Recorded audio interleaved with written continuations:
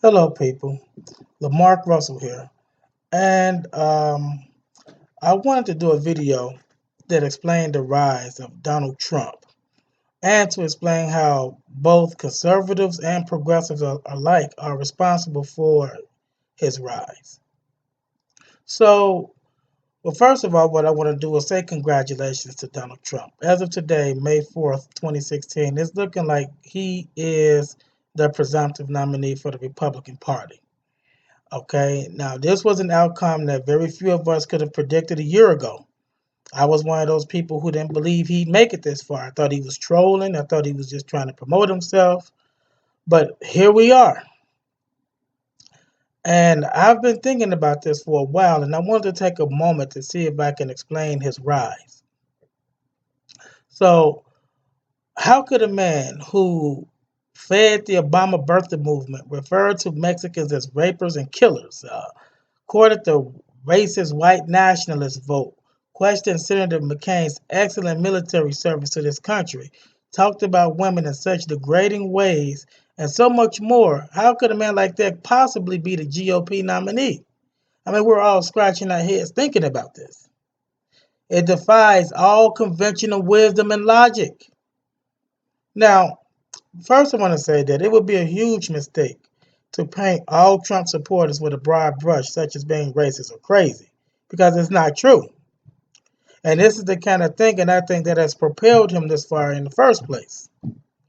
Now, if we want to defeat Trump in the general election this fall, we must first correctly understand how it is that we got here, because understanding the problem is paramount to getting a solution to that problem. We got to do that. Okay? So, I think first what we need to do is we need to understand that logical arguments alone does not win elections. They don't. Now, logical arguments can strengthen a persuasive argument, but they cannot singularly convince most people. Okay, there has to be some kind of passion when it comes to political arguments. Okay, now uh, passionate and emotional persuasive arguments, they win elections, but they can come in two forms. They could be negative or positive.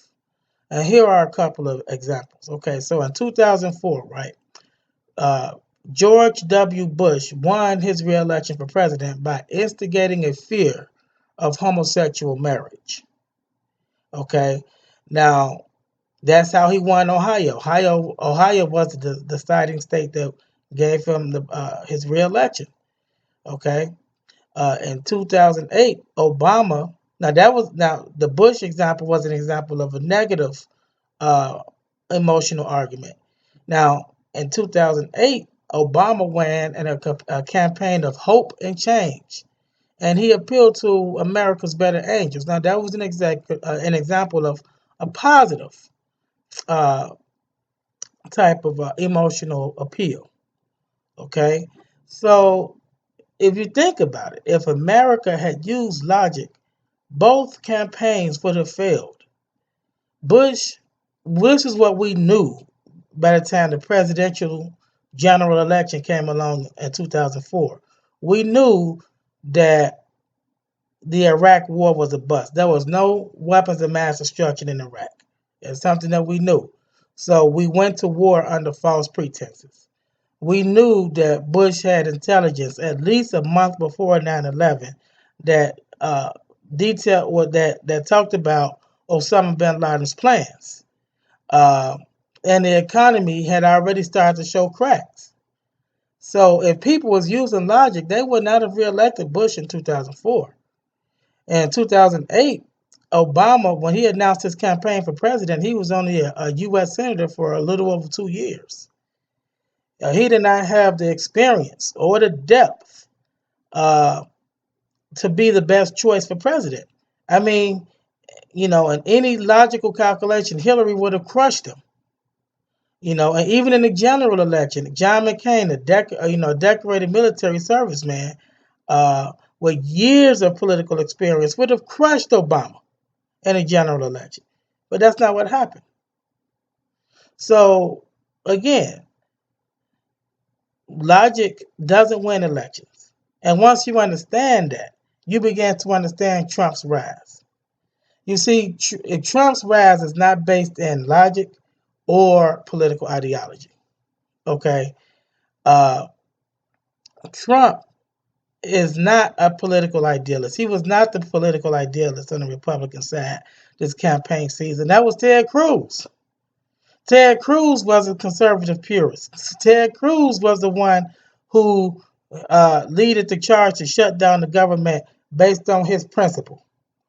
Rand Paul was a libertarian guy. Bush, Rubio, and Kasich, well, Jeb Bush, Marco Rubio, and John Kasich, those were the moderates. Rick Santorum, Ben Carson, and Mike Huckabee, those were your evangelicals. So what was Trump? See, you can't explain that with logic. Because Trump was none of those. He just played one on TV whenever it suited him. Trump contradicted himself so many times during this campaign that it's enough to make one's head spin. So why are people like religious evangelicals supporting him when he's clearly not an evangelical? Why are blacks supporting him? Some blacks anyway, not most, but why are some blacks supporting him when he has courted the white nationalist racist vote? Why are some women supporting him given his documented history of degrading women? What is behind that passion that's driving them? I mean, it's not logic. So let's start from the beginning, okay? Now, as I mentioned earlier about Obama, in 2008, the election in 2008 was pretty much a Democratic sweep.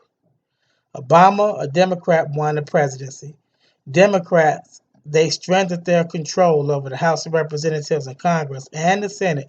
In fact, Democrats had a filibuster-proof supermajority in the Senate. Okay?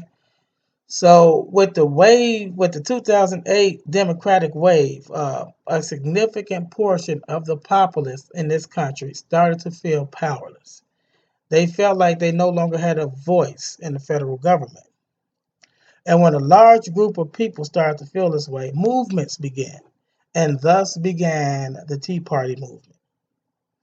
Now, though the Tea Party movement did consist of anti-Muslim, anti-Obama birthers, many had some genuine concerns about the federal government and the declining economy. Okay?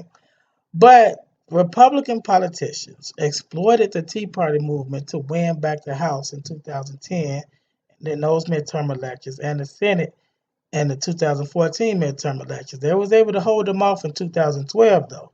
But the Democrats were able to hold them off in 2012. But, the Tea Party wave essentially won the Congress back to the Republicans. Okay? So it's important we understand that. Because the Republican Party was totally fine with the batshit crazy crap that the Tea Party was spewing so long as they helped them win the election. Many Republicans in the media and elected office and running for elected office either encourage the hate-filled vitriol or look the other way because after all, the ends justify the means, right? So in essence, what comprised the Tea Party movement of yesterday has manifested itself into what is the Donald today. That's right. Trump's rise is due in large part to the Republican Party's pandering to crazy. You see, it's one thing to say crazy things for the sake of winning elections, but once people start believing it, they become emotionally invested in the crazy. Donald Trump, who added much fuel to the fire of Obama birtherism in 2011, understood very well what these people wanted. So, basically, people support Donald Trump for three main reasons. Okay? Reason number one, there are some who really are racist pieces of shit that came out the Tea Party movement.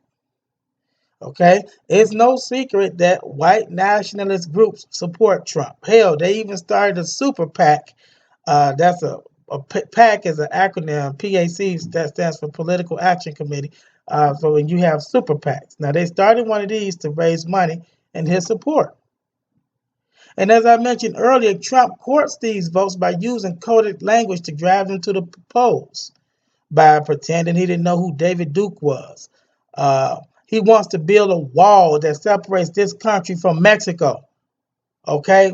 He wants to ban all Muslims from the country until we can, quote, know what's going on. Okay, that's stupid. It's racist. It's racist in its tone. But many that I mean, here we are.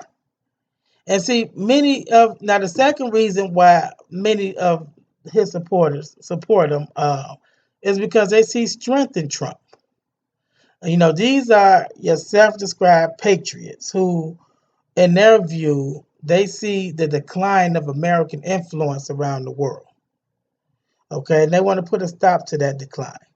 And in Trump, they see strength. They see a return to cowboy diplomacy, even if it means we have to be a bully sometimes. In their view, they don't understand the point of being the richest and most powerful nation in the history of the world if we can't wield that power to our advantage. They want to return to the "it's our way or the highway" style of foreign policy. So, I mean, that's what people see in Trump. And ultimately, these people support him for the same reason that many Democrats support Hillary Clinton.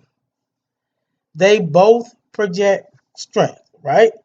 The supporters of both of them don't care about what they've said or what they've done, but because they're both battle tested. They have both walked through the flames of controversy and scandal and emerged unscathed. Voters this year want someone who will go to war to fight for their cause or their beliefs. And let's face it, liberals and progressives, we've been winning a lot lately. I mean, look, over the past 8 years, we've got a national health care law, we got banking regulations, we got the legalization of gay marriage nationwide, we got anti-LGBT discrimination laws, we got budget deals that work in Obama's favor, we got Obama's executive actions, which Congress has not been able to do anything about, despite Republicans having majorities in both the House and the Senate. So you see, Trump supporters, they're tired of losing. They want a candidate who can win for them. They're tired of liberals laughing in their face. And that brings me to the third reason why they support Donald Trump. So that third reason is, how can I put it? Trump is a candidate that really pisses off progressives and liberals. Pisses them off. And that's what they like. And this is where I think that most of Trump's support comes from. With the rise of Trump, a war has been declared on progressives. These people are tired of being talked down to. They are tired of being told that just because they are beholden to traditional views when it comes to religion, family, politics, that they are stupid or out of touch, ignorant, closed-minded, and backward thinking. They're tired of it. These people, they see in Trump the inner asshole they wish they could be, or in some cases, wish that they can afford to be. And let's face it, Trump is an unapologetic asshole. I mean, these people, they see apologies or an admission of being wrong as a sign of weakness. So, there you go. These people, they're tired of having to think about what they say 5 times before they say it for fear of offending someone. And that's where the war against political correctness comes from. There is a phony outrage machine, okay, that's been built on both sides of the political spectrum. But we see this employed more often by progressives. Many of us pretend to be so outraged over something someone says when more often than not it was just a slip of the words or simply poorly chosen words. I mean, hell, we all say things that we don't mean sometimes or get misconstrued. But we forget that politicians do an awful lot of talking. And so often they end up tripping over their own words. And this phony outrage is something that Trump supporters have, quite frankly, they've had enough of it. So, I mean, when you think about it, Trump's rise is forcing conservatives and Republicans to face their inner demons, because now that demon has a face. Okay, uh, you know, Trump has said some pretty nasty and bogus things out there that's got a lot of Republicans concerned about the direction that he take this country in. And it's got a lot of people out there concerned about his method for winning elections. You know, history has shown us what happens when politicians choose to win elections in such a way. Blaming one part of the population for the huge majority of the population's problem, that's divisive politics. And it's something that should be very concerning to a lot of people. And this was a machine that was built by the Republicans. They built this, they fed it, and they used it to win elections. And now they have to deal with the consequences. And unfortunately, as liberals are going to have to deal with it too. Because if Trump's rise are forcing conservatives and Republicans to have to face their inner demons, it should also force us liberals and progressives to face our inner demons. Okay? First off, this political correctness business has gotten far out of hand. Okay? It's gotten so far out of hand that it has a tendency to eat its own now. I mean, for example, just recently, New York City Mayor Bill de Blasio, who's a progressive, by the way, a progressive white guy who's a progressive, married to a black bisexual woman. Okay, this is the guy who ended the targeting of black people by the NYPD with the Stop and Frisk program. This guy had accusations of racism thrown at him because of a light joke he and Hillary made about CP time that wasn't really targeted at blacks. Now, for those of you who don't know, CP time stands for colored people time. It's a racial stereotype that assumes that black people are always late. You know, it's a joke. But I think what happened was de Blasio said, "Oh, I was running on CP time," and Hillary said, "Oh, cautious politician time." So it wasn't even targeted at black people. But it was this phony outrage that bursted out at both of them that was designed to help Bernie Sanders. It's completely fake. So we as liberals, okay, we have got to start respecting those we disagree with. And we got to stop demonizing those who have conservative views. I myself, I'm a progressive on most things. There are some things I'm conservative about, but I'm a progressive on most things. And I have many conservative friends. I listen to them, I talk to them, and I think about what they have to say. Most of the time I disagree with them, but at least we engage in civil discourse without trading insults or without coming off as self-righteous and sanctimonious. That is the kind of thing that polarizes people to the point they become passionately attached to their ideology and they throw away reason and rationale. So if we come across someone who is clearly ignorant on a certain issue, we should make it an opportunity to educate them rather than insult them for their ignorance. Because after all, no one can be informed on everything. It's not possible. So we as liberals and progressives, we need to start learning how to be civil and respectful in our discourse. Even when we get genuinely offended, because the average person should not have to sound like a politician every time they speak. They should be able to speak their minds. And this is what they like about Trump. So this is where we are.